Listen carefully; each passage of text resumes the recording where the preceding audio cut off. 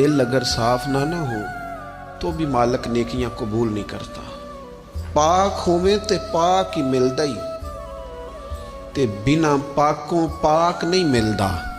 ए सारे वजूद दे धोण दे नालों इक्को धोला टुकड़ा दिल दा।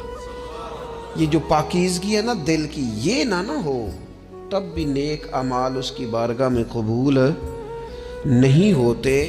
नेक अमाल की कबूलियत के लिए दिल का साफ होना, कुशादा होना, खुला होना, ये भी जरूरी है। दिल में बोझ हो, अदावत हो, हसद हो, लोगों के लिए कीना भरा हुआ हो और अमाल कबूल हो जाए ना। उस करीम के कुछ फैसले हैं, वो अमाल की कबूलियत के आदाब बताता है। वो कहते हैं मेरी मर्जी से करोगे तो मैं कबूल करूंगा,